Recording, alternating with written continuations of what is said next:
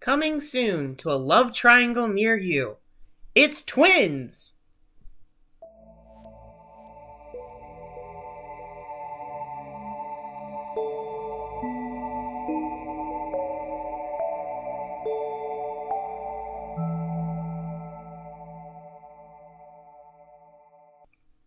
Howdy ho, and welcome back to Whole Chat, a boy love and girl love podcast that hasn't yet talked about twincest. Yet.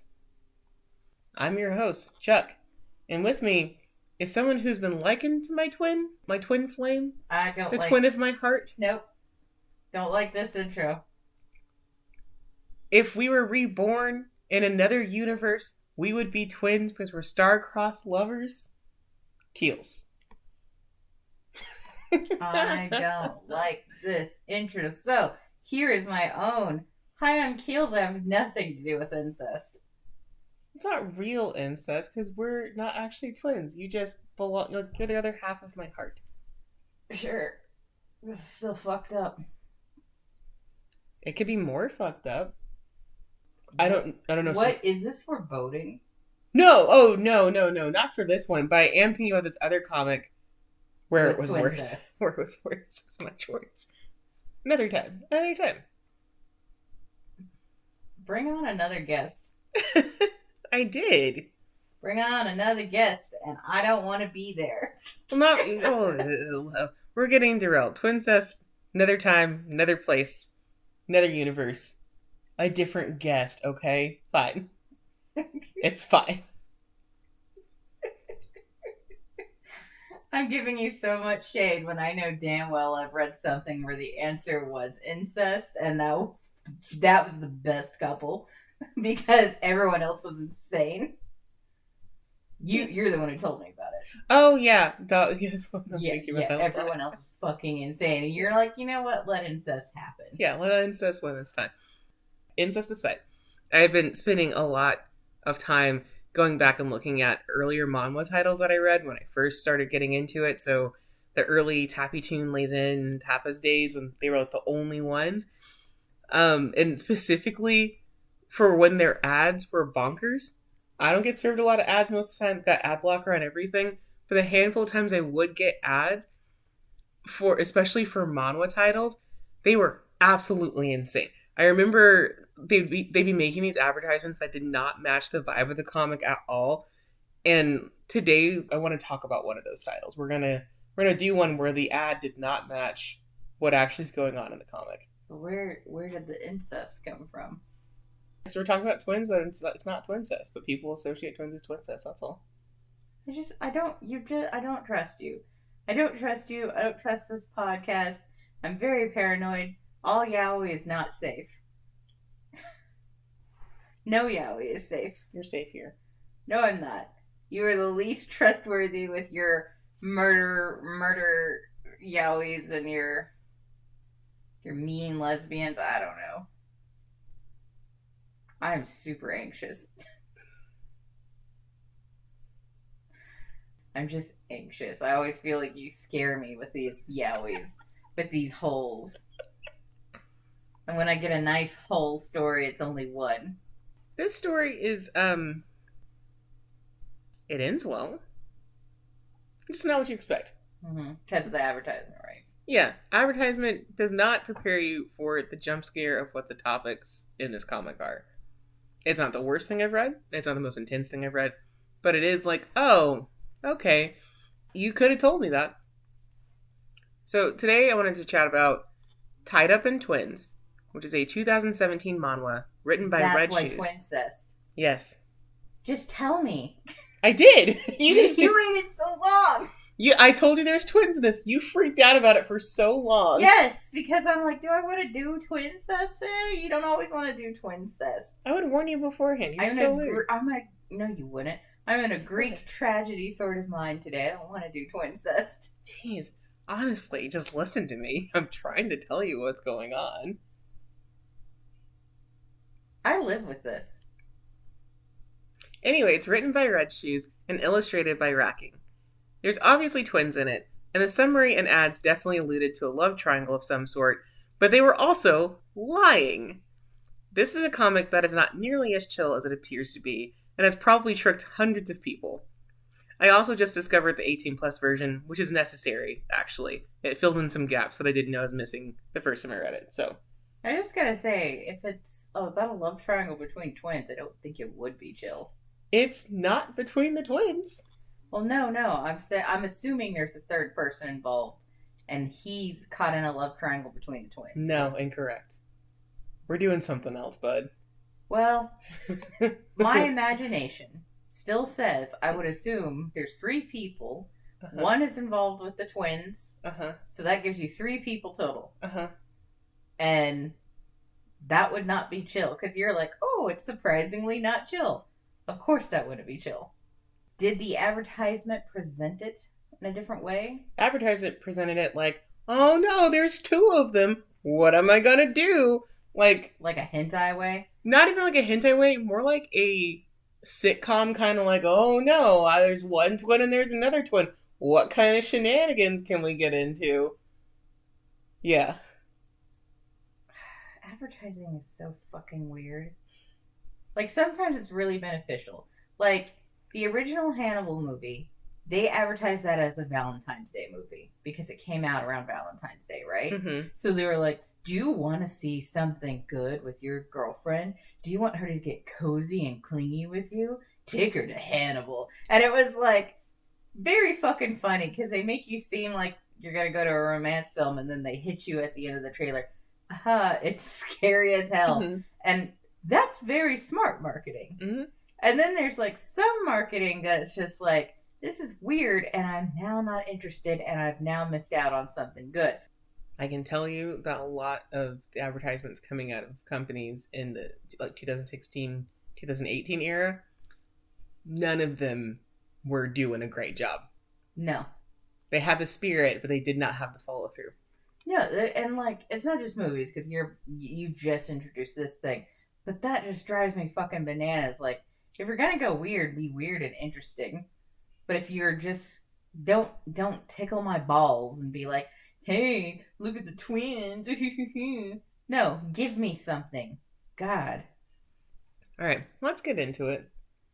Because you need to know why it's not the twins. So, we open up with our main character, Yang Jinwoo, giving a little monologue on different ways to classify people and the diversity of humankind, as he heads into his local boxing gym. He's barely stepped inside before someone abruptly slings an arm around his shoulders, shouting his name and startling him.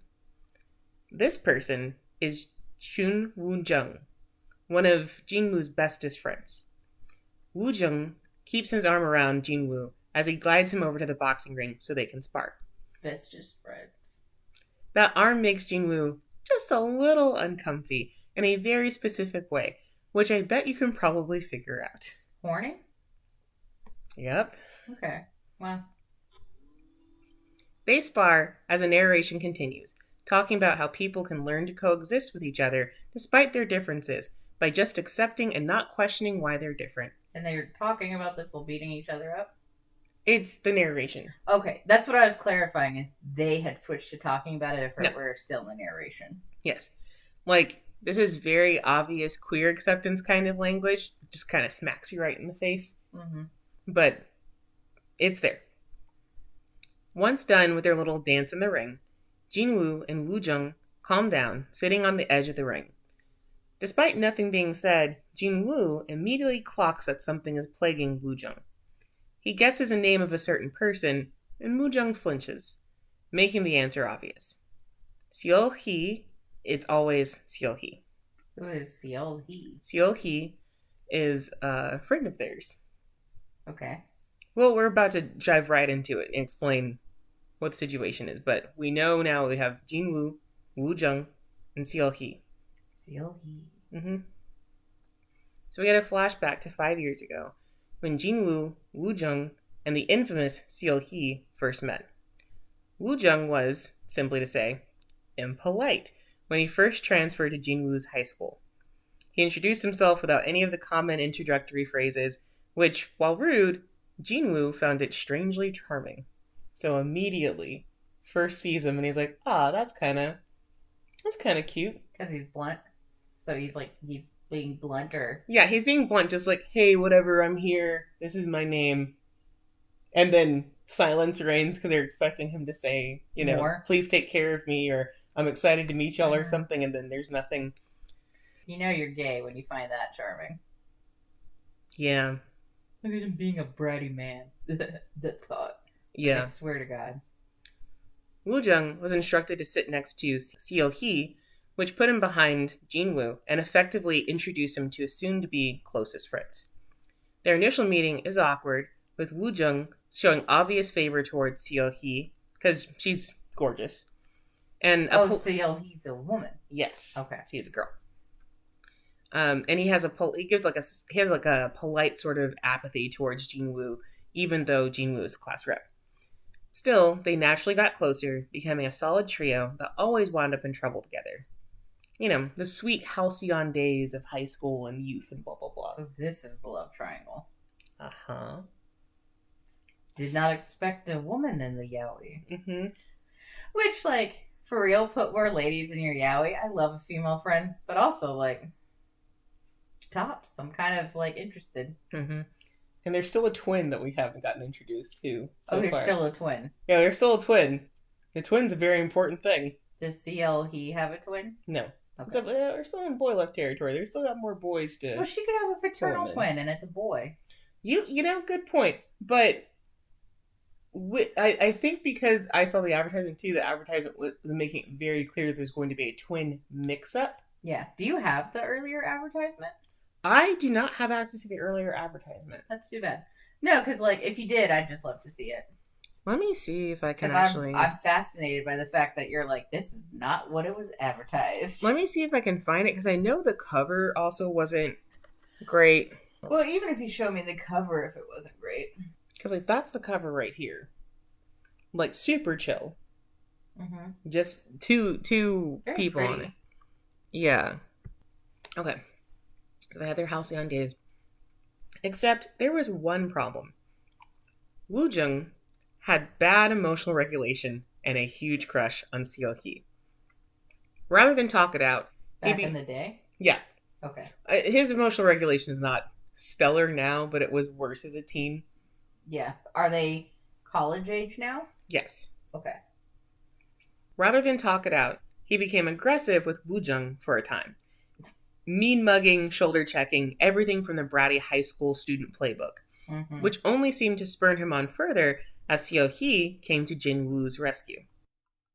Despite all the volatile behavior and tomfoolishness, Jinwoo never wavered in his friendship and primarily ignored or smoothed over any issues between them, even the time that Woojung tried to punch him out without clearly explaining why. Dude, you're a bad gay. Here it is. Here it is, gay boys. Stop getting attached to boys who want to beat you up. That's all I gotta say. You should be turned on by a masculine display. I'm turned on by hot biker chicks who could threaten my life. But if a hot biker chick punched me or made a swipe at me, attraction is over. Now I'm gonna rub her face against a radiator. That's what you mentioned. That's a lot. Too. That's a lot. Well, you know my record with fights. I do know your record with fights. I hope her ear healed. I don't. Fair. Really, with all that hand-waving, Jinwoo should have known then that there was something going on, but he did not know that he was, a little bit homo at that age. Oh, so he's a little homo at that age and he doesn't know? Yeah, he had no idea. That's fair. I mean, he's young. They're middle school, high school? Or high school. High school, okay. Yeah, no, that's totally fair. Yes. So, back in the present. But don't do it. Be done with it. I know. You have so much disdain for children not knowing what to do when you were just as goofy as hell at that time. No, to be fair, I always checked out when people were trifling. We checked out on that part. But there was a plenty of other stupid ass shit we did. I have done plenty of other stupid ass shit, but I just happened to have a lot of friends who would date people who would later try to do a hit on them. Yeah. Who would try to smack them around. And I just can't abide by it, and I don't get why like people get sucked into it. Now, if you get gaslit and slowly like walked into it, that's a whole nother story. That's a whole line of manipulation. But I mean, I knew people who it's like date one, this person was swinging. Mm-hmm. Don't date that person. Well, that's part of being a teenager, unfortunately, is not knowing to navigate that.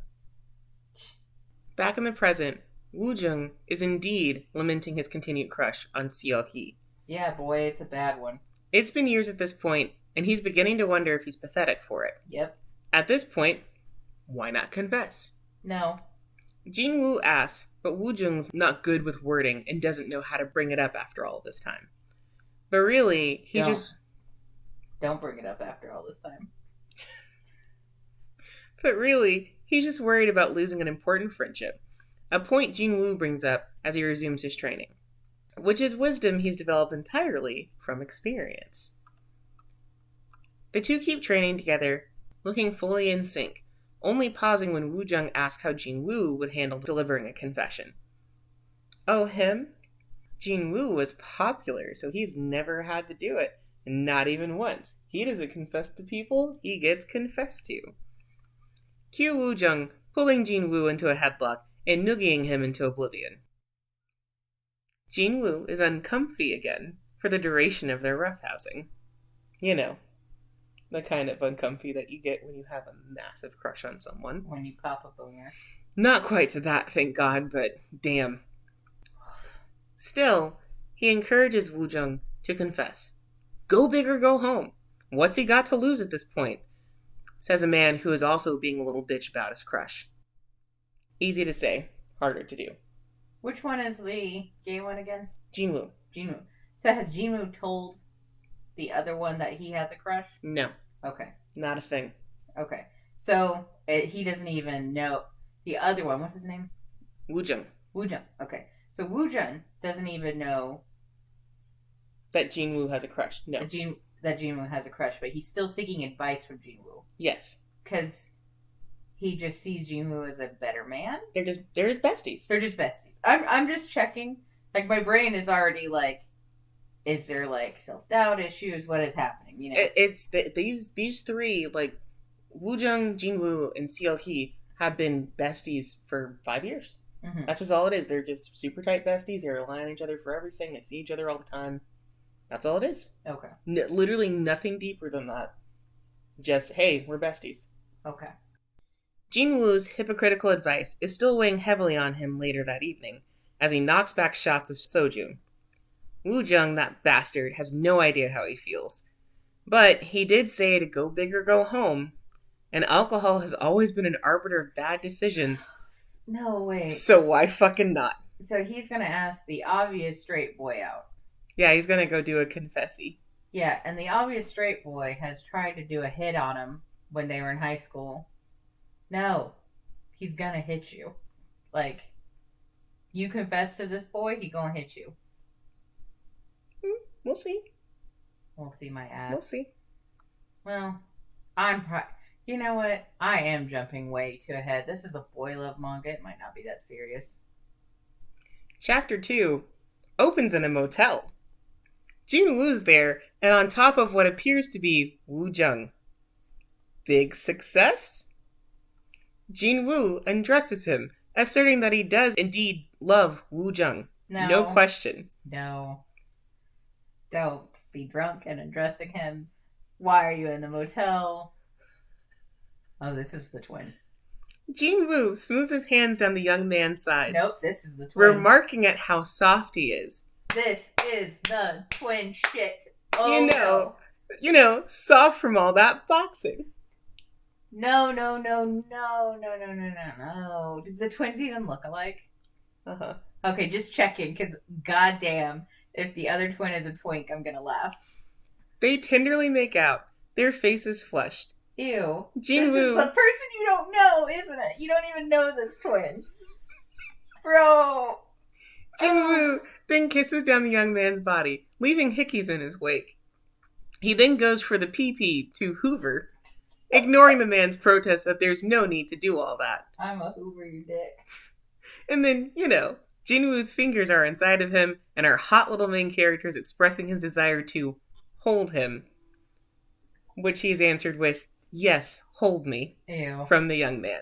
I mean, I know that's like romantic and shit. And I like romance, but sometimes I just want to go gross. Yeah, then they end up in Town Town, of course.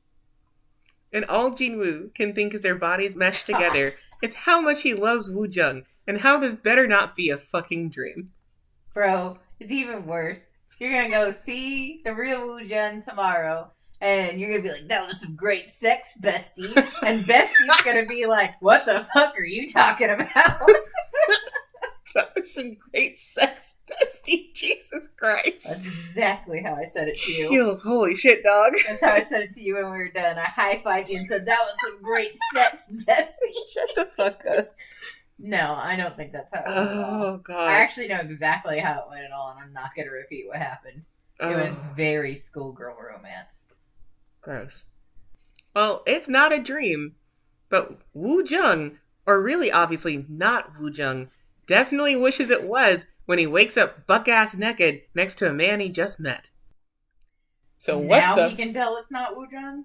No, this is the Woojung waking up. So the other guy was also like kind of drunk or something.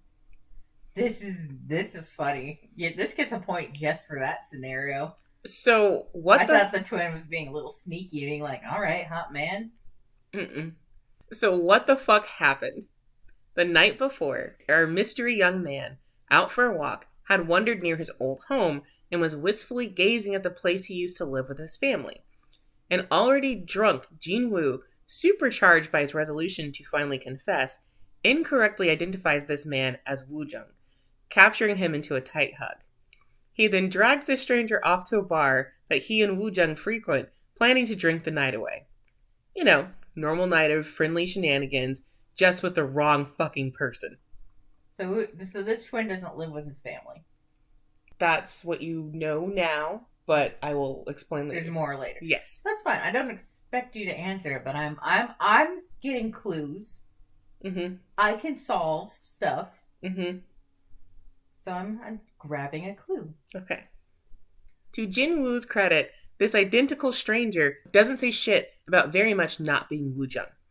He seems weirdly captivated by the idea of meeting someone who's so close to his brother. The least he can do is hang out with this drunk weirdo until he fully loses himself, and then he can cha-cha real smooth back to his own home. Yeah, if he's not staying with his family anymore for whatever reason, I'm going to guess the gay reason, because that's a reason to separate a queer kid from their family. Just my guess. I do get him being like, yeah, I want to spend time with one of my brother's friends. I want to know him. That's actually, like, bittersweet.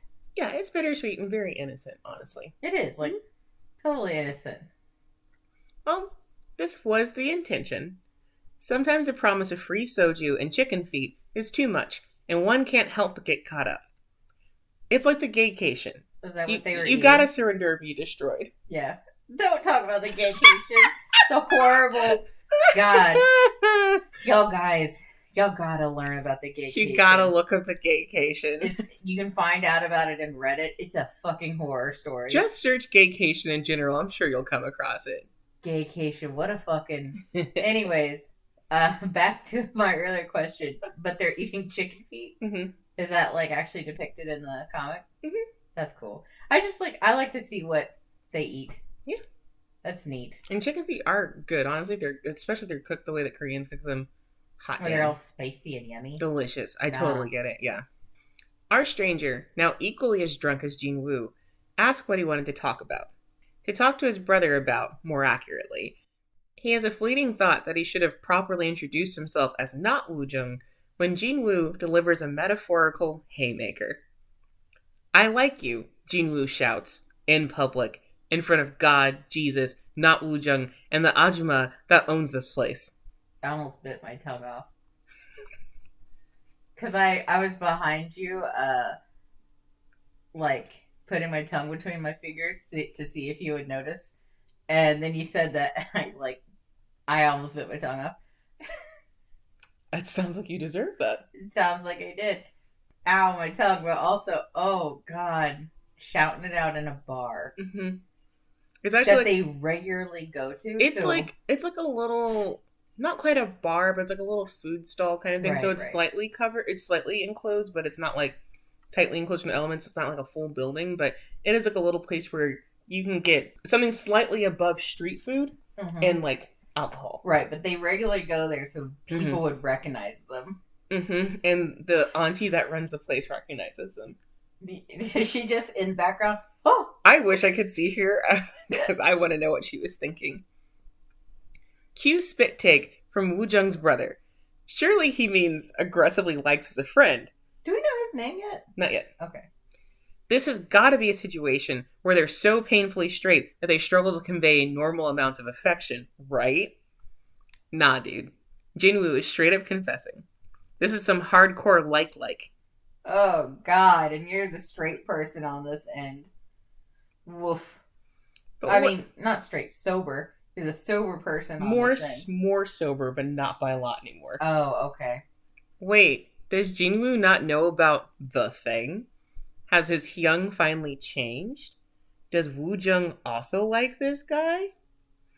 So many questions are swirling through this young man's head as he's delivered a very earnest confession. He can't accept it, obviously, but he's just so encouraged by the prospect that Woojung has changed, and for the better. He reaches a hand across the table to clasp Jinwoo's and resolutely tell him that he accepts the confession. No, bro. Bro, you are not your brother. And I get you're getting caught up in the moment, man. You're getting caught up. Just to make sure, Jinwoo clarifies that this is not a joke, because no way things are going this smoothly for him right now. You damn right. Oh, you poor thing. Our redheaded stranger shushes Jinwoo, like puts a little... And I imagine they're so drunk. They're like two drunk college girls. No, shush, baby. Shush. And you smear the finger all over the face. God. And then he gently cups his face and kisses him firmly. Today, let's just think about the two of us. Today, let's just think about the two of us. The present version of Woojung's brother is screaming internally as he recalls his stupid fucking decision. Yeah, bro. He fucked up big time, and now he needs to disappear forever. And probably stop drinking. I have to disappear forever, and I'm not allowed to drink anymore. Oh, what a fun mistake. This is a fun mistake. This is better than I thought it was going to be, because the moment we got the twins and love triangle, I was like, what the fuck is going to happen? As the chapter ends, we finally get a name for Woojung's brother, his twin. His name is Chun Sarang. Oh, God. Say that again? Chun Sarang. Oh, man.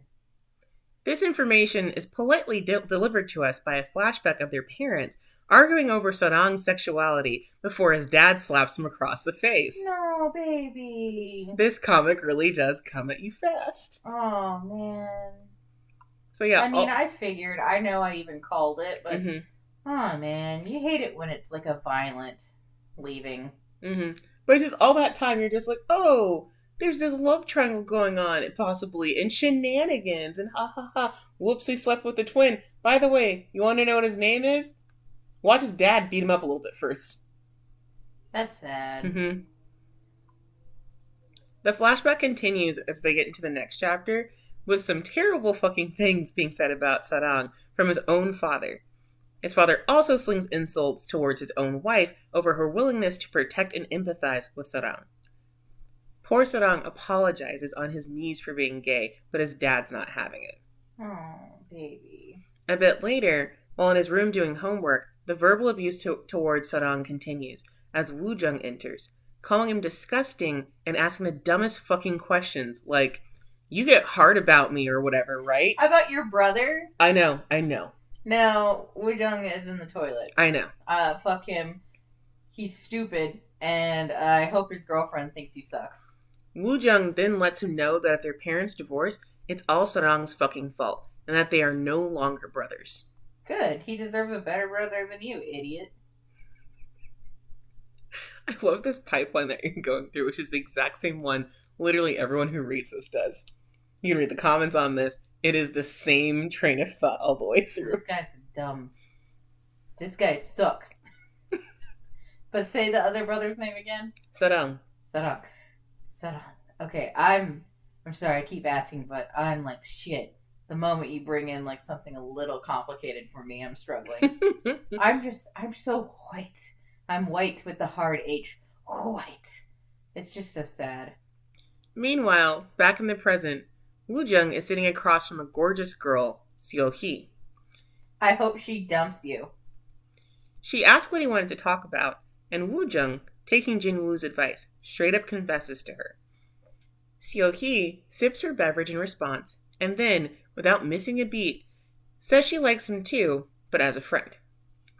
Woojung doesn't even get a second to process and be disappointed before Homegirl slams him with her own confession. She likes Jinwoo. Mm-hmm. Always has. She does have the decency to apologize, but goddamn girl, what a fucking time. I don't think she did anything wrong. That's a good one. Hold on. Let me turn down my hate for Woo whatever. Mm-hmm. Imagine just a random person, not Woojung at all, that loves his brother, that just confessed to somebody, and they're like, cool, I like this person. That's also our friend. I still don't think she did anything wrong. Because here's the thing.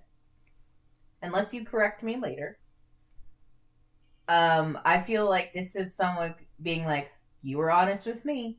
I'm going to reject you and be honest with you. It's hurtful. It's probably not the right time. But this is totally what me, a young person, would have done too.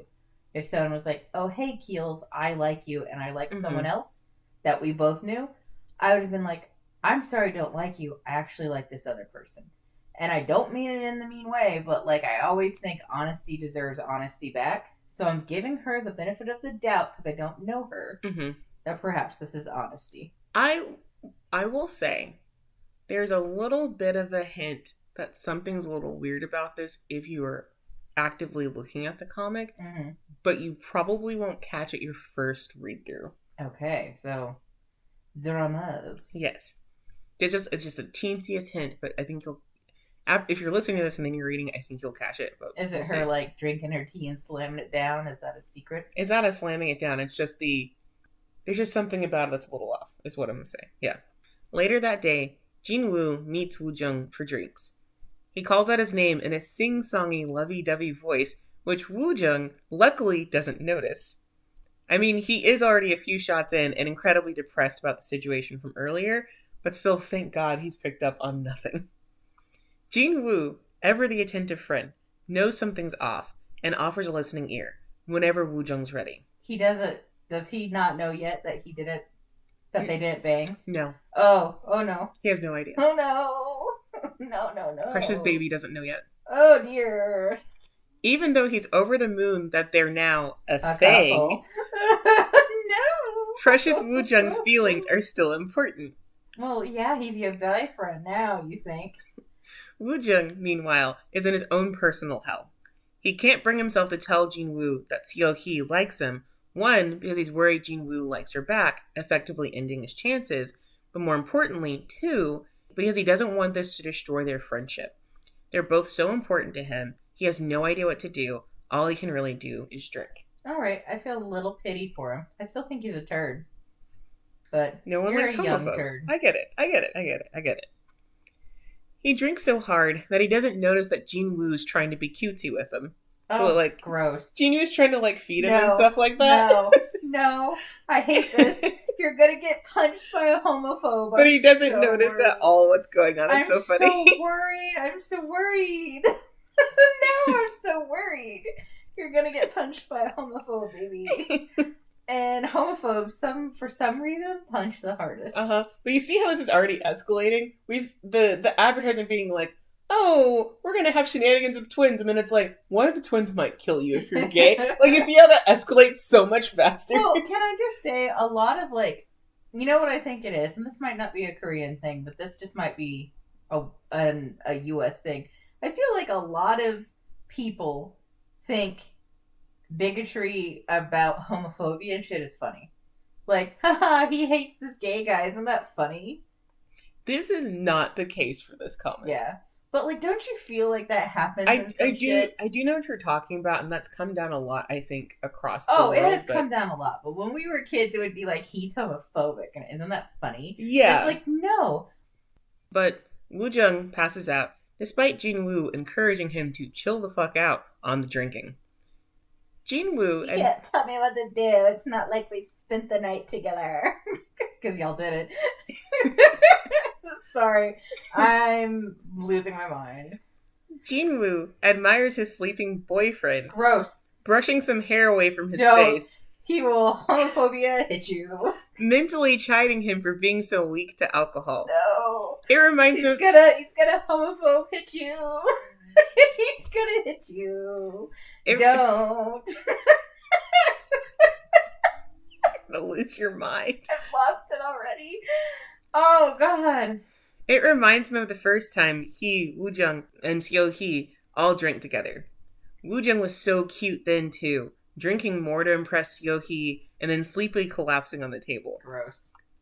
Which, I'll expound a little bit. When you see this scene, it is the three of them all at Jinwoo's house, and they're all just gonna, like, eat, hang out together, and Seohee brought she smuggled alcohol from her parents' place, and so they're all drinking together for, like, the first time, and they're all like, ew, this is gross, why do adults like this kind of thing? But then as true teenagers are like, well, we'll keep pushing.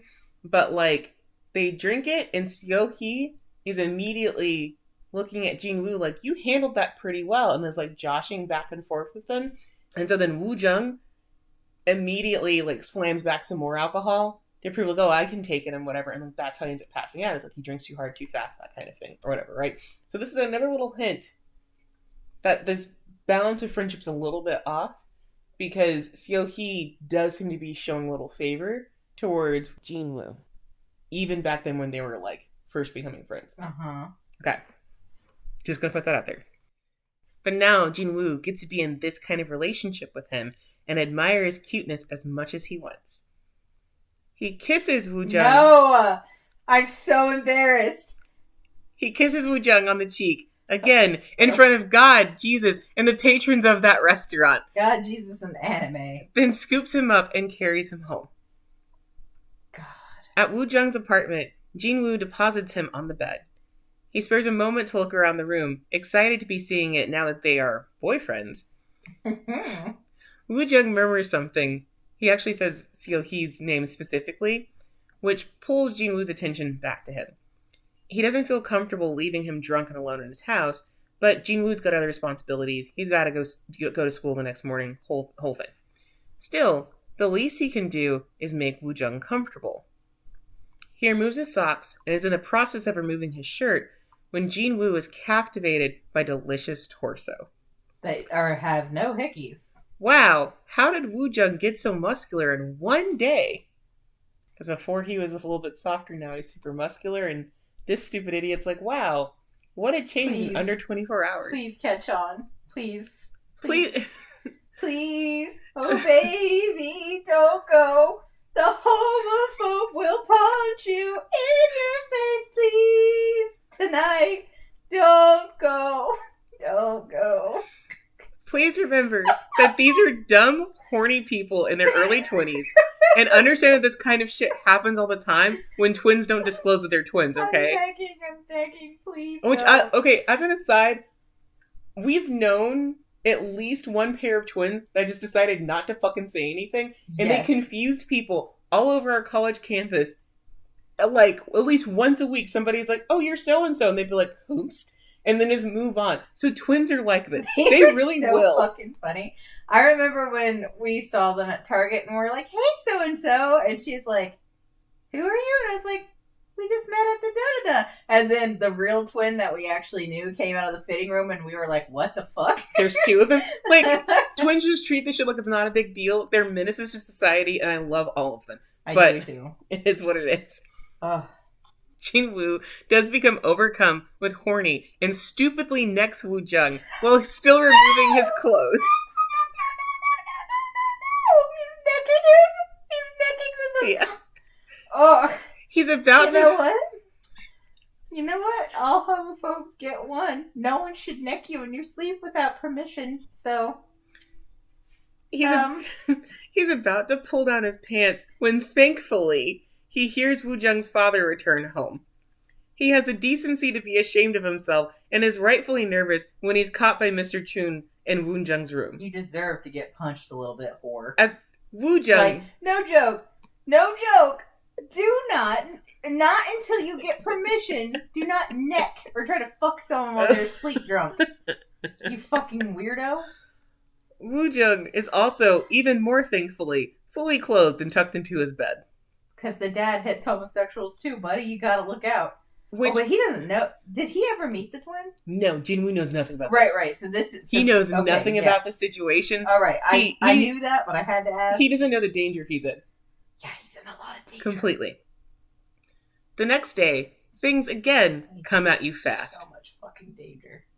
Jinwoo sees Sarang on campus, believing that it's Woojung, and is over the moon that his boyfriend came to visit him. But who the hell is he hanging out with? Does he know anyone at this school? And this is how we get introduced to Park Eun-ji, this comic's walking trigger warning. Uh-oh. Jinwoo remembers him from his military days, where he regularly sexually harassed and manipulated his subordinates. And now he's here, hanging out with someone very dear to Jinwoo. Okay. No. Yeah, just get that. Like, out of the blue, they're just like, oh, hey, we're about to meet the twin and, like, maybe figure out this weird situation. Here's this fucker. And Jinwoo knows him.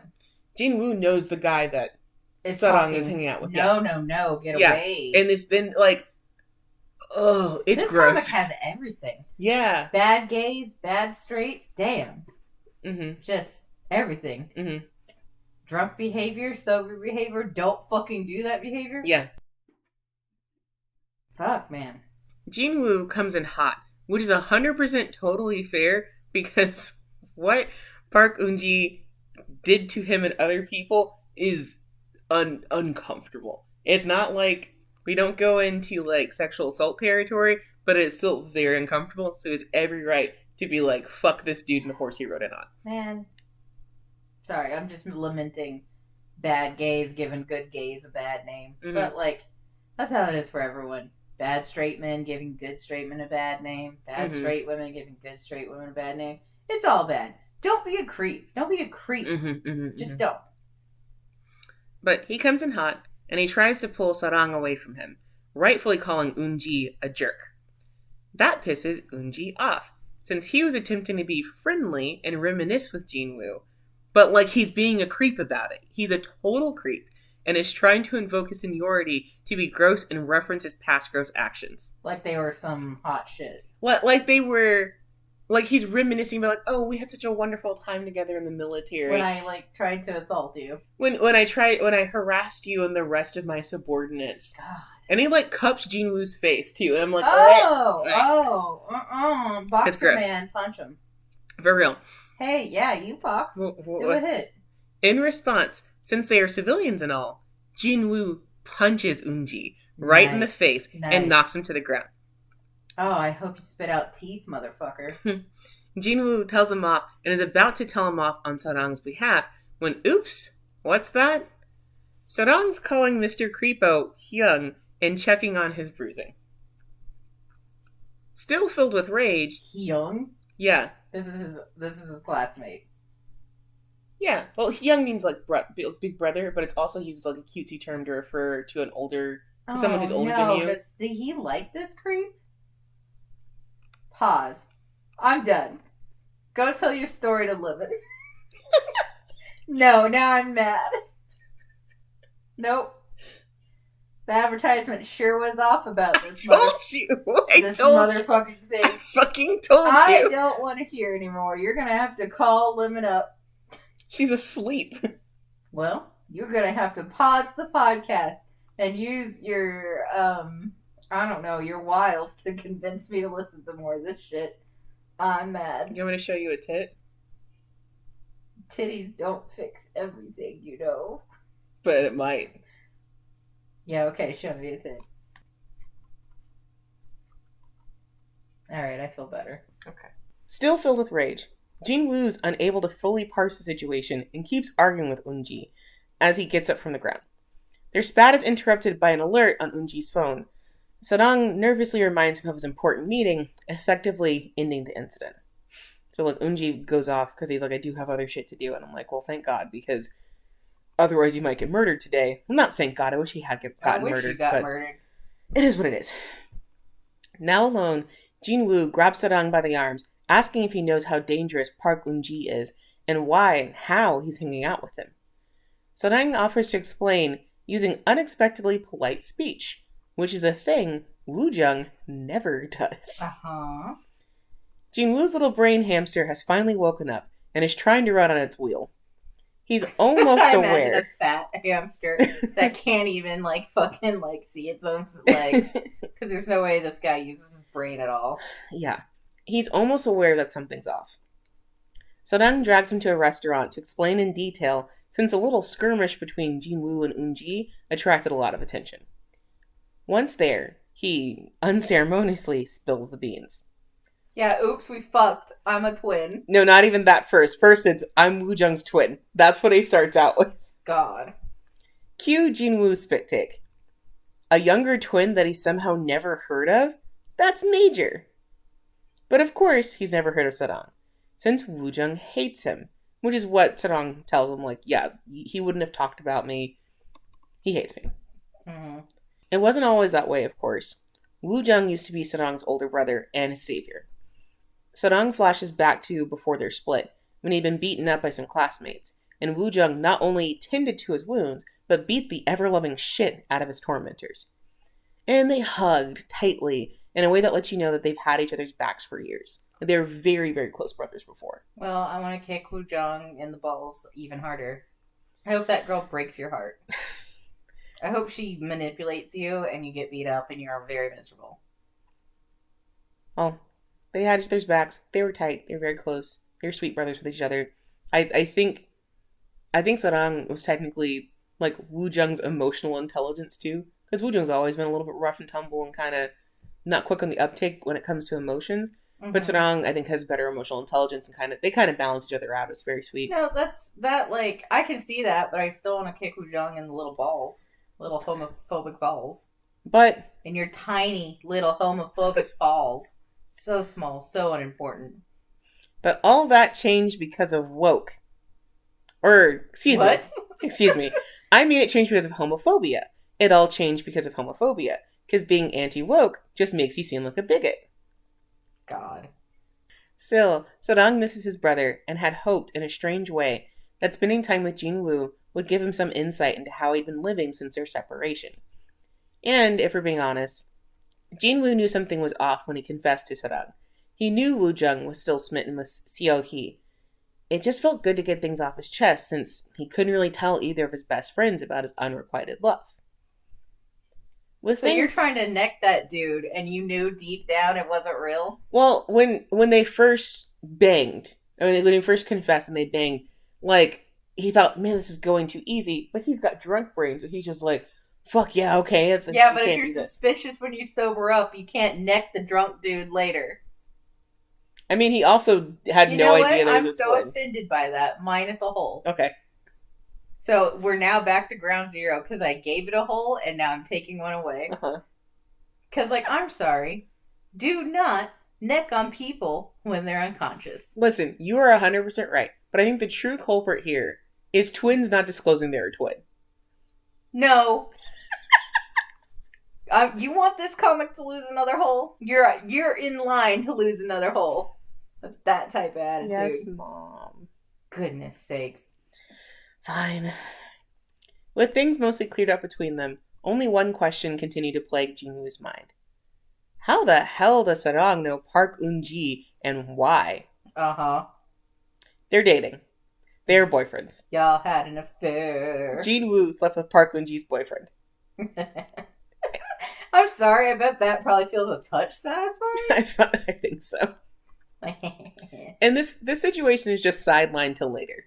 You bullied me, so I fucked your man. I mean, it is a serve. It is a total serve. That's that's really proving your dominance. How many chapters in are we? This is some dramatic fucking shit. Is it it's 6 or 7?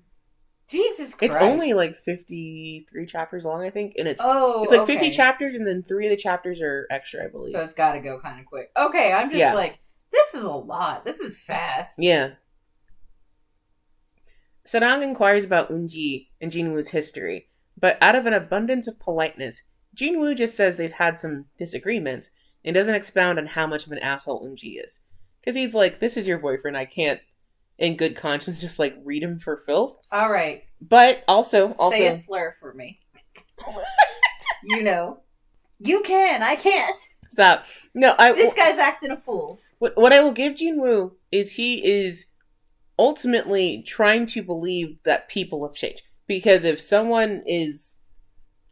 It's a thing that plenty of people do. Like, maybe this is... He cupped your chin, dude. I know. He hasn't changed. I know. But this is also... This comic's pissing me off. God. You're going to have to show me a lot of titty to God, get me through Jesus this. Christ. This is a wild comic. I told you. Well, I'm dumb. Fucking warned you, bro. I don't know why I didn't believe you. I guess I just didn't. It's been too long since killing stalking. You've gotten soft. You're soft. With everything settled, Sarang, being a sweetheart, asked to hear more about Jinwoo. Since he can't talk to his friends about certain things, why not him, a relative stranger? Which is a thing people do. Like, talking to strangers can be easier than people you're close to. So Jinwoo agrees and begins to tell Sarang about his past, while they share a pitcher of beer. Because for some reason... Yeah, because for some reason, these motherfuckers can't go eat without ordering a shit ton of alcohol. Boy, this is some college age behavior. Mm-hmm. This is so college age. God, I'm having flashbacks. Mm-hmm. So Jinwoo delivers his origin story. He's the only child to a mother with a tendency towards mental health issues, and he had a largely absent father. His dad's continued absence and inferred cheating caused his mother to become obsessed with her child. That's why he necks on people. Whoa, holy shit. He didn't have a good environment, so he doesn't know not to neck on sleeping people. Look, I'm going to judge him until the day he mans up and apologizes. This is your hill that you're going to die on, huh? Also, homophobic kid can eat shit. Like, look, every one of them has a sin right now, and they're going to get called out for said sin. I hate equally. You know how you love your neighbors equally? I judge equally. Mm-hmm. You can't, like, I don't care if you're gay, straight, or not. If you fuck up, I'm judging you. All right. Said child then rejects his mother over a breach of privacy, like his mom reads his diary, and he gets mad at her. Well, that's honestly harmless. Because, like, you hear about obsessive mothers sometimes, and it can get real creepy. Yeah. But him rejecting her sends her spiraling to the point of hospitalization. Oh. And his dad still doesn't show up to do shit, leaving Jinwoo mostly to raise himself from high school onward. Well, damn. Yeah, so he's coming from kind of a wonky-ass situation. Also... Again, I meant it as a mean joke before, but now I actually mean it sincerely. He did not have a good, stable household, so of course he doesn't know not to neck on someone. Mm-hmm. And I mean that. It's also why he really only has 2 friends to rely on as his main source of, like, comfort and stuff. Because he can't talk to his dad about shit. No. And his mom's... sick. Yeah, very sick. Damn, like, that sucks about his mom getting that, like, mentally unstable from him getting upset at her. Because, like, she broke, like... His trust. His privacy. Mm-hmm. That's not appropriate either. Mm-hmm. Did he yell at her a lot, or was it just, like... It was just a very quick yell, and then he just ignored her while she was, like, banging on his door, and she, like, went catatonic. Damn. Yeah. Life must have been real bad. His dad is... His dad is piece of shit. His dad, like, weaponizes his absence. God. Yeah. Man. Yeah. Again, chapter 7. A lot of this shit's real fucked up. Otherwise, Jinwoo's biggest problem is just having a massive crush on his BFF. He's tried to get over it, but at this point he's certain the only way he can move on is to confess and possibly blow up his life. So he's tried everything, like dating people, looking, like trying to hook up with people, trying to work through it, trying to just make peace with, like, this not being a thing. It just, nothing's worked. Sarang intently listens to it all, his face flushed from the unreasonable amount of alcohol he's consumed.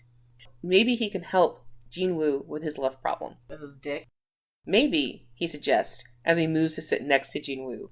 maybe Jinwoo can use him to practice his confession. Jinwoo can use his handsomeness and his words to seduce Sarang as practice, so it'll be easier when he tries it on Woojung later. All this boyfriend cheating, we're supposed to root for this?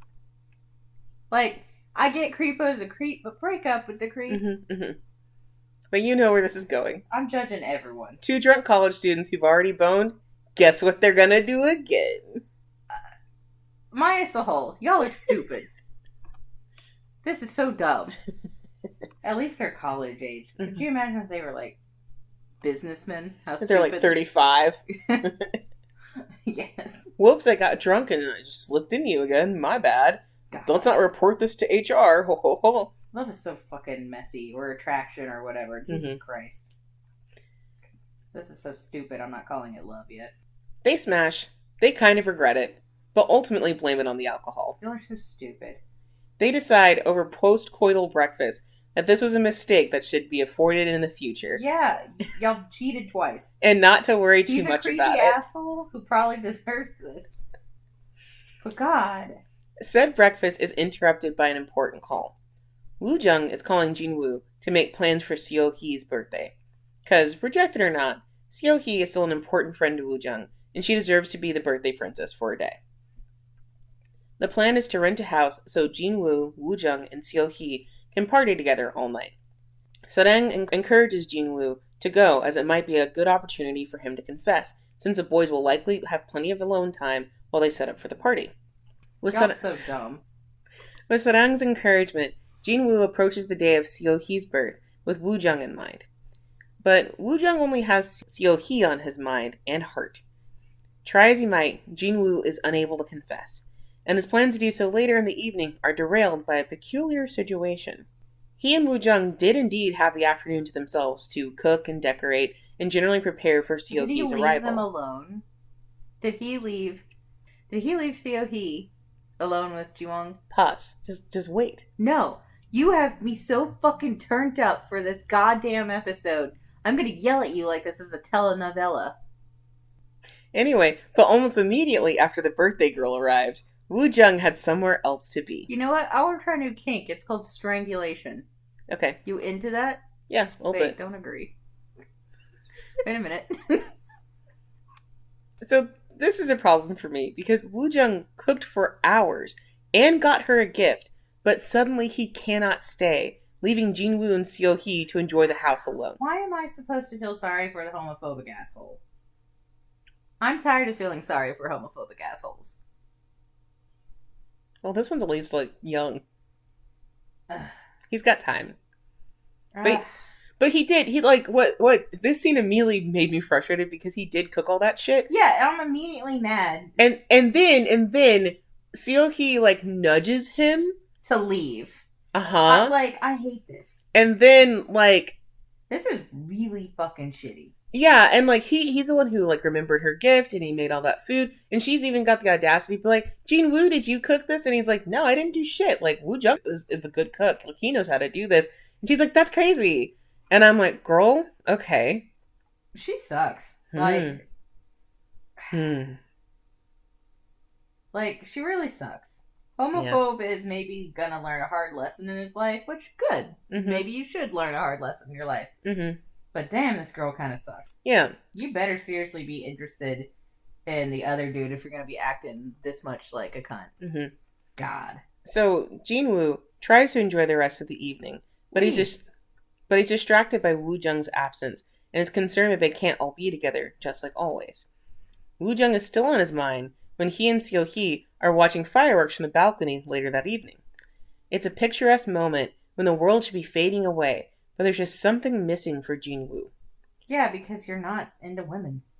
And you're not into your friend. Seohee's feeling it too. The atmosphere is just perfect. She explains to Jinwoo that she asked Woojung to give them some privacy that evening because she has something to tell Jinwoo alone. She likes him, and has for years. So couldn't they finally move beyond friendship? No. Leave. Please leave. Please don't do something weird. I don't know. Get out of here. Cat's out of the bag. Woojung likes Seohee, Seohee likes Jinwoo, and Jinwoo likes Woojung. Three best friends in an unfortunate love triangle. And that doesn't even address Sarang and Eunji's own wonky-ass relationship and their connection to Jinwoo. What a fucking mess. This is a huge mess. Yeah. This is such a weird comic to kind of even explain parts of because so many things happen so quickly and there's so much stuff layered on top of each other. So I'm going to go ahead and spoil this because I think everyone needs to know this right now. Eunji is cheating on Sarang and has been cheating on him the entire of their relationship. Okay, then it's fine. Then the whole cheating thing, y'all still shouldn't have, but damn, they shouldn't have been in a relationship anyways. Yeah, so Eunji's been cheating on him. He even has like a side piece that he sees regularly at this point. Mm-hmm. And I have saved one of the things that Eunji said. Eunji was like, "Can you imagine eating the same food every day?"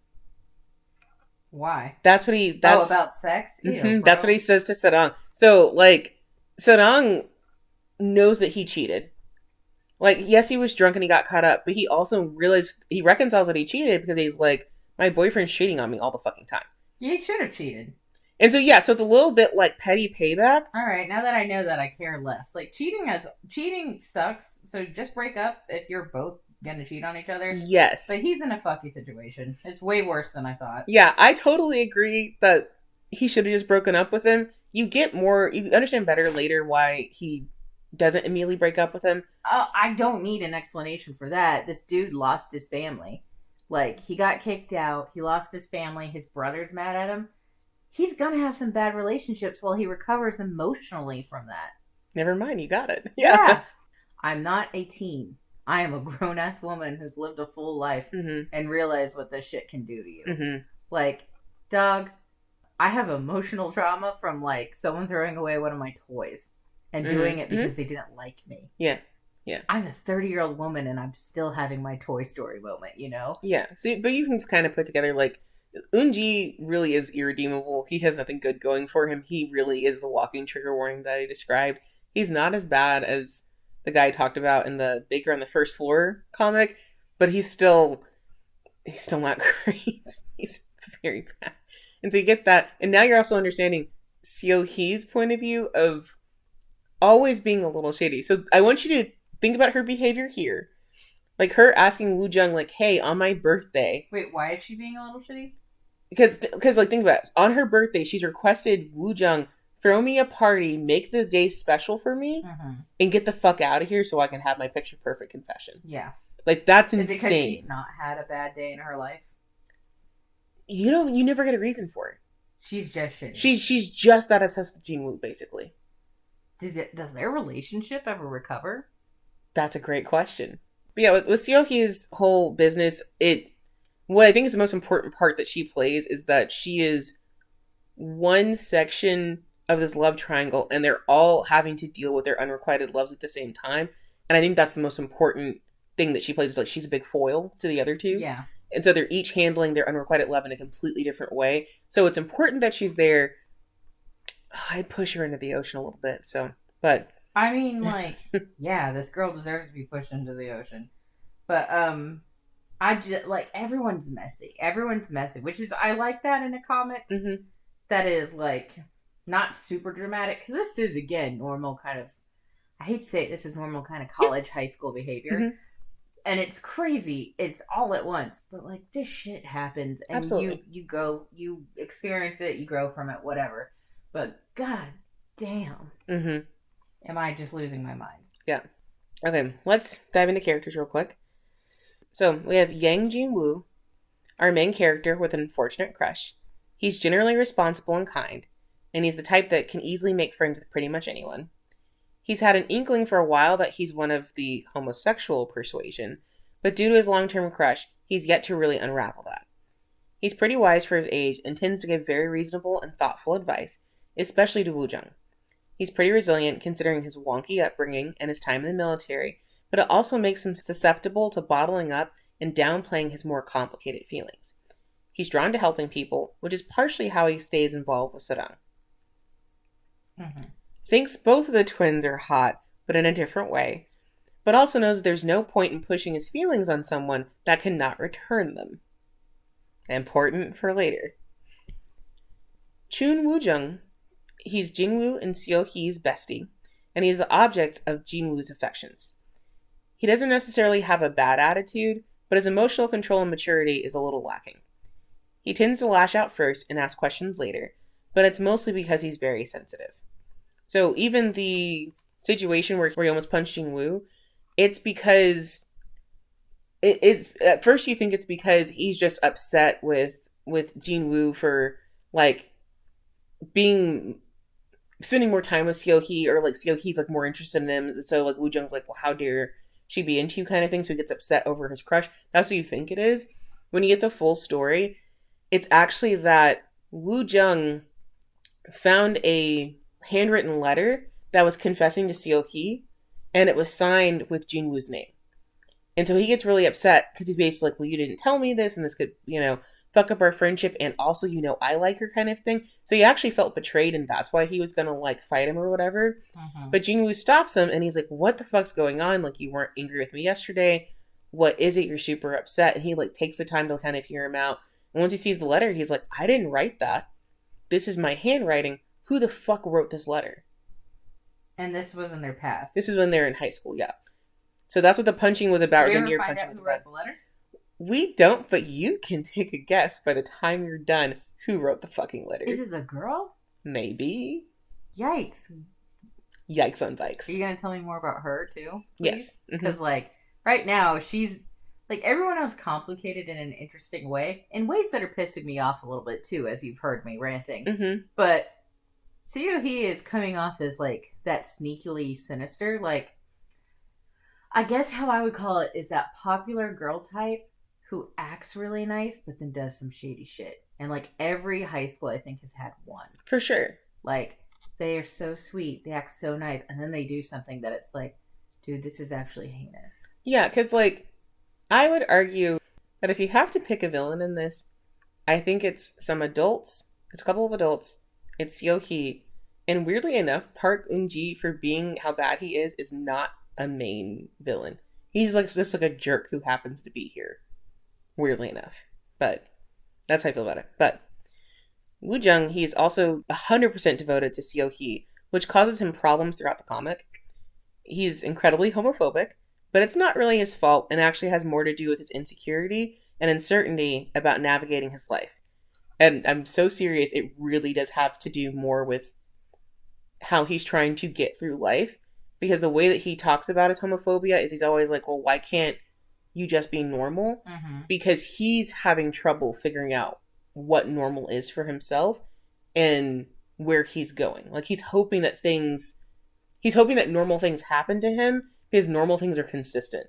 And he's feeling very inconsistent and very uncomfortable. And so it's about his parents splitting up, but it's also about, well, I just want things to be normal so that bad things don't happen. So because of the split, you can kind of see where his trauma is coming from through all this. And that, dovetails into his homophobia. Mm-hmm. But it's really about, I get where his homophobia is coming from. It's definitely from, he can't, he's not managing his own emotions well. Yes. But it's just, I'm frustrated.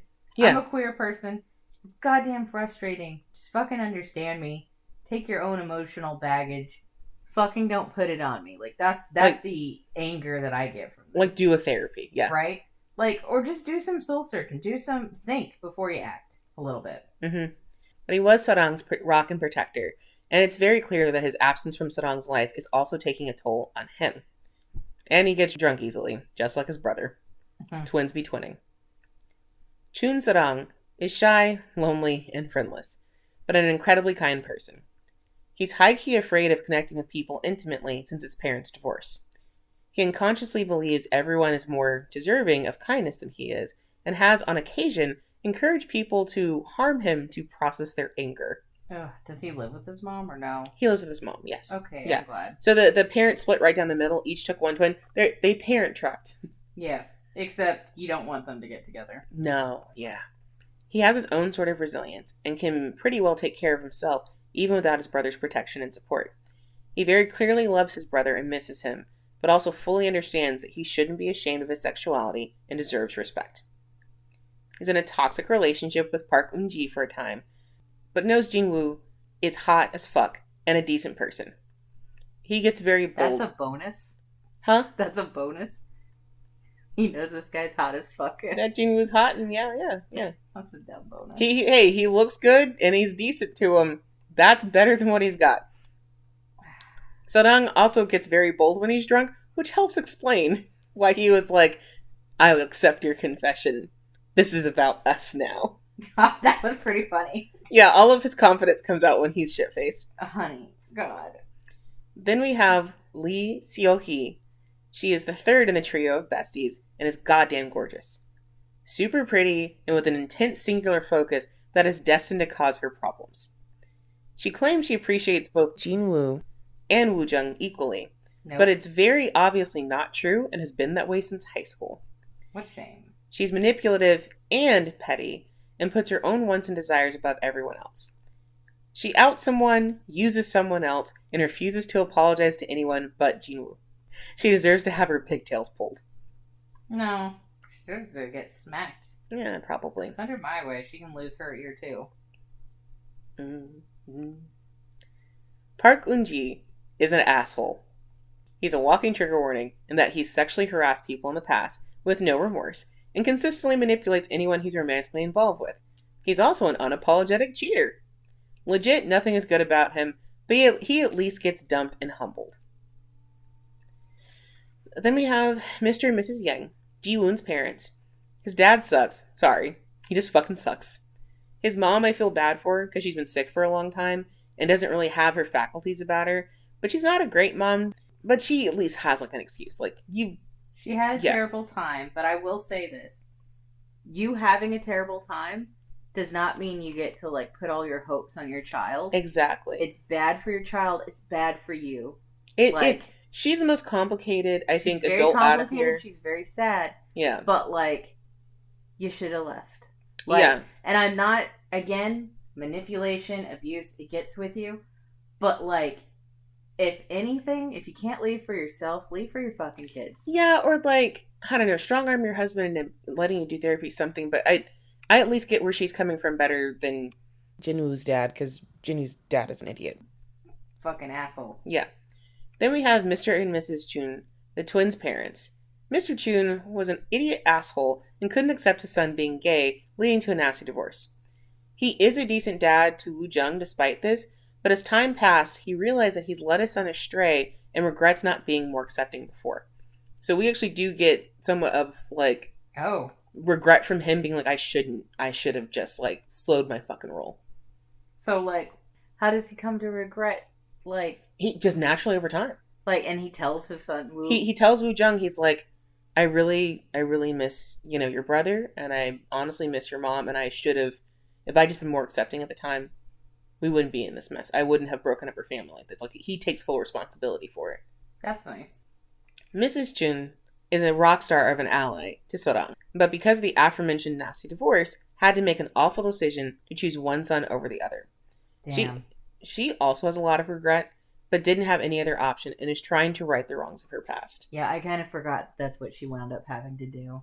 Mm-hmm. Gosh dang, I wish she could have gotten both, but I know that's not easy. Well, and even then, like, Woojung feels betrayed by her and doesn't even want to see her. Like, didn't want to see her after she left and that sort of thing. So it's very complicated. Again, Woojung is kind of a piece of shit. At least he's young, I guess. Yeah, let me show you what these guys look like to you, because I forgot I haven't showed you anything.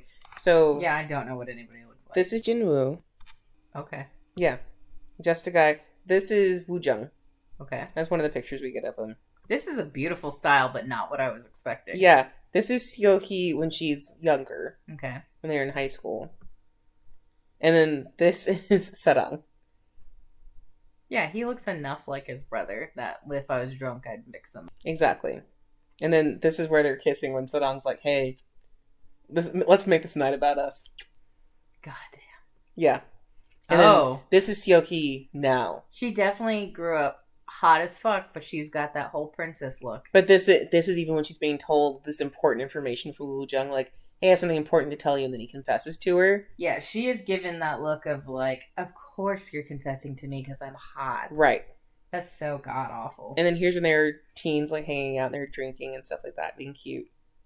Because they make a good trio. It's just they really do. They're Yeah, like they make a cute group of friends. They So do. it's unfortunate that this is how it happened. But damn if this don't actually happen Exactly. in high school and college all the time.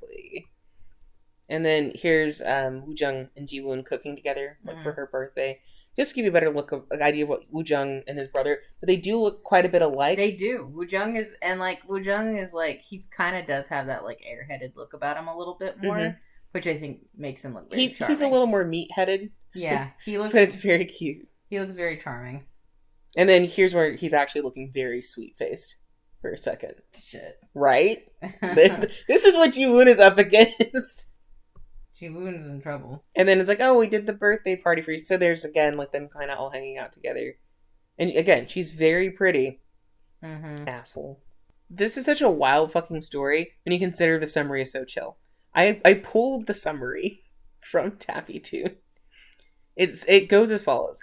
Jinwoo and Woojung are close friends, but Woojung is unaware of Jinwoo's secret love for him.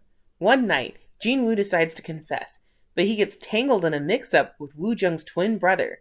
Follow this heart-racing series about the messy tangles of love and heartache between friends. That's a summary. The only thing they got right is messy. Yeah, so you get the summary. That's the only thing they got right. You get the summary. You go in assuming there's going to be some twin mix-up shenanigans and get smacked in the face with homophobia, parental alienation, manipulation, and a whole lot of intense ass feelings. You know what? You should trigger warn me before you begin. You get to trigger warn our audience, and they get to decide if they're ready for this. I get hit in the face. It's like I'm in a pussy storm, but a dick hits me in the mouth.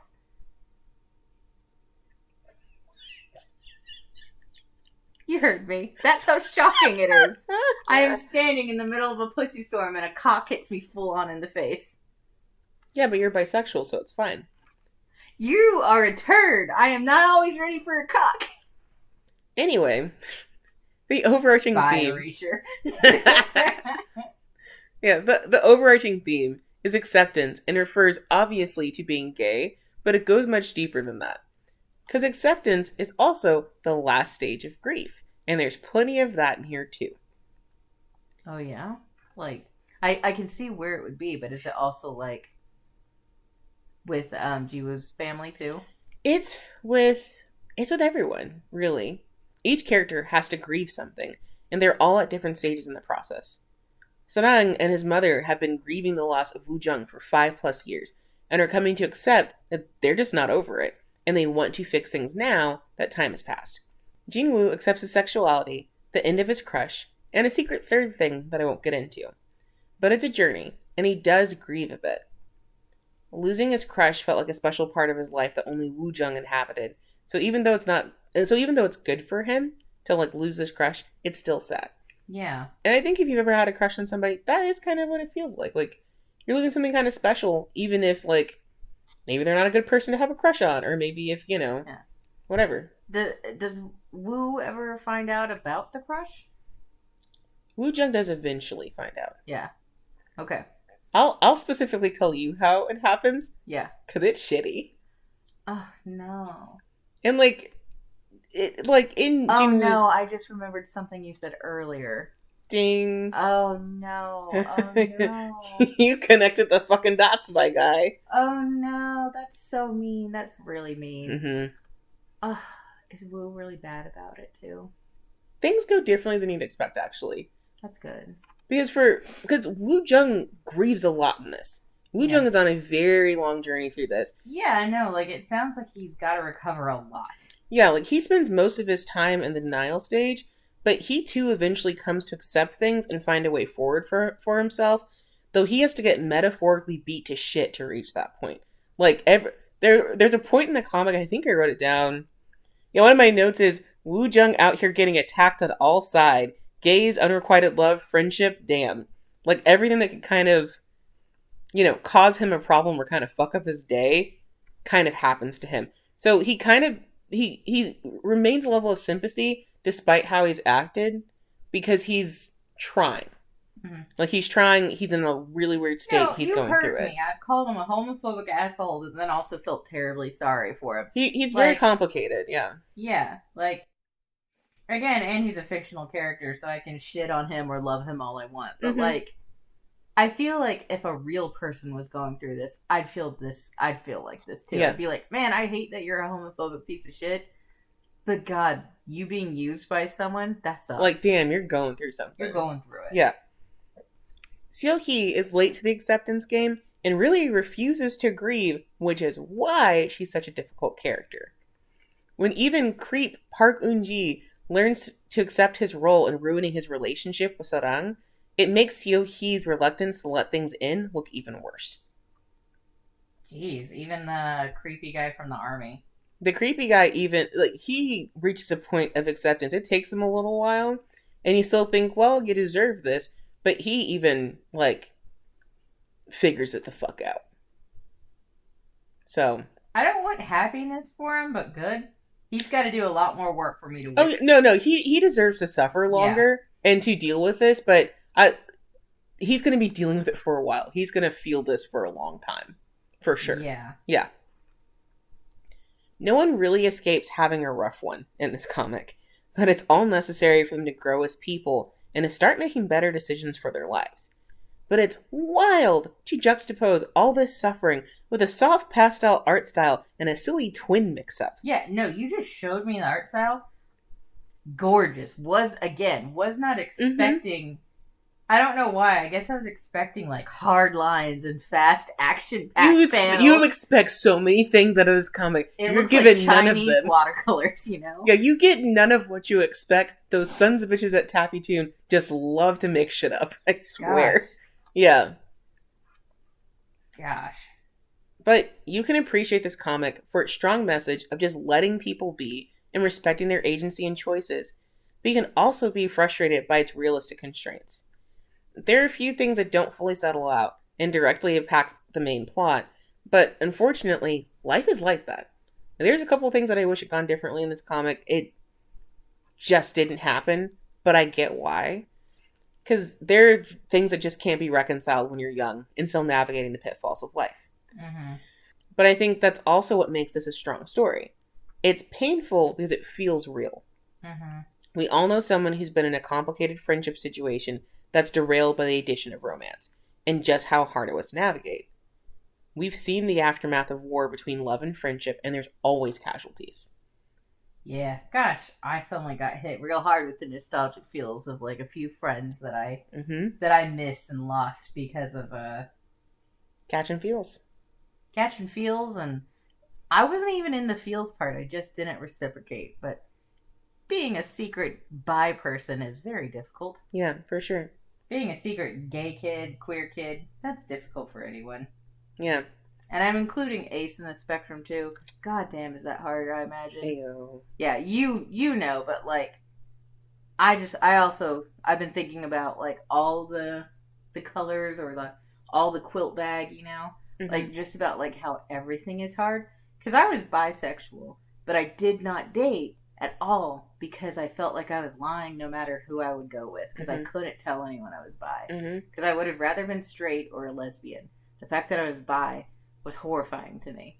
It was just the scariest thing in the world. That's what this comic is kind of tackling, is like, this stuff is hard. Yeah. It's like, I know people kind of do the whole like, feed young adults and teens media about like, sometimes life is hard, but really, yeah, life is hard. Being in your 20s is kind of a nightmare sometimes because there's so many things happening at once and you're suddenly so much more responsible for things and you're still having like high school-less problems, but you have a job. Yeah, there's something truly terrible about your first few years of an adult because you don't feel like an adult, but suddenly like you're expected to go to college or to get a job or to do this or to do that.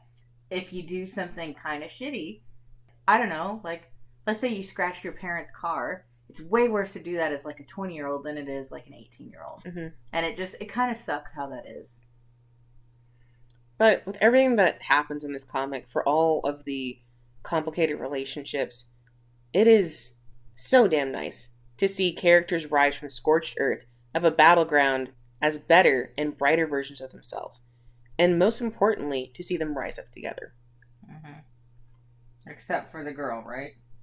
Yeah, she'll figure it out eventually. Yeah, but like I'm trying to keep everything straight in my mind because like basically a lot of people resolve it, but she figures out way too late. Yeah, pretty much. Which, hey, that is actually a lesson. Like I'm not trying to be like this person sucks ass. That is actually she does suck ass, but it is actually a lesson that sometimes you suck ass a little longer, and it takes some time to figure it out. Some people don't stop sucking ass till they're 30, and they start back sucking ass, but in the good way. Yeah. Little rimming can fix everyone. So, if you want to have a surprisingly emotionally fucked up time under the veneer of a love triangle with twins, Tied Up in Twins is the manhwa for you. You can find Tied Up in Twins on Tappytoon, Tapas, Pocket Comics, Lala-Toon, and Comic-E for the all ages version. And you can find it on Inker, which is spelled INKR, and Lazin for the adult version. I have never read a comic that was on like 7 fucking different websites, but this is the guy. She's on everything. Good for her. It contains homophobia, manipulation, sexual harassment in the past and present, bullying, violence, boundary crossing, cheating, bad parents, parental alienation, and friendship breakups. The author, Red Shoes, doesn't have any public social media, but you can read one of their other non-BL works, The Flower That Blooms at Night, or Body for Sale, at Tumix and Inker, respectively. You can catch up with the artist, Racking, at their Twitter, which is at Racking09, that's just RACKING09, or check out one of their other comics they've drawn, No Way, Vampires Don't Exist, on Tappytoon, or Viewer's Choice, the dating show, on Tapas. So, Keelz, what is your whole rating? Let's be real, I loved every moment of this. Like, as angry and as emotional as I get, as hard as this episode is going to be for you to edit because I lost my fucking mind, this is 10 out of 10 whole. All those holes I took away was the extra points I gave it. Like, I'm very frustrated, I'm very mad, but goddamn if I don't need to know every little bitty thing about this comic. You love mess. And this is like a normal mess. It's sucky. This is a sucky thing to go through. All of this is. But goddamn if it isn't normal. If it isn't like, it's just so normal. No one has to sell their body. No one's going to start coughing up blood. No one's going to have to like kill themselves. There's no gay revolution where lovers are dead and torn apart. This is just normal shit. And there's no twincest. And there's no twincest, because, like, the whole lead-in at the beginning. Okay. But yeah, 10 out of 10. If you don't tell me every little thing I want to know about it, I'm going to read it right now and ignore you for the next 2 hours it takes me to finish it. If I don't post an episode next week, I want you to know that she's killed me. Yeah, I did. That's what happens if you don't hear from us. I killed her. So... I'm just... Yeah. I almost left this podcast. I got so mad. I almost left. I was crying for a guest. We need more guests to listen because my heart can't take it. Oh, for more Hole, check us out on Tumblr and Bluesky at hole-chat. For inquiries and pics of holes that you found that are not yours. Not your holes. And not real holes. Why are we doing this again? Just other holes. No, we hole should in the stop. Ground. We should stop doing this fucking hole request. In the ground. Hole in a manhwa. Whatever you want to send. You can email us at hole.chat.69@gmail.com. And please know that you can leave comments on Spotify, YouTube, anywhere, and we will gladly read them. Well, thank y'all for listening, and tighten up. You know what? Loosen up. I am so tight right now. I'm so stressed.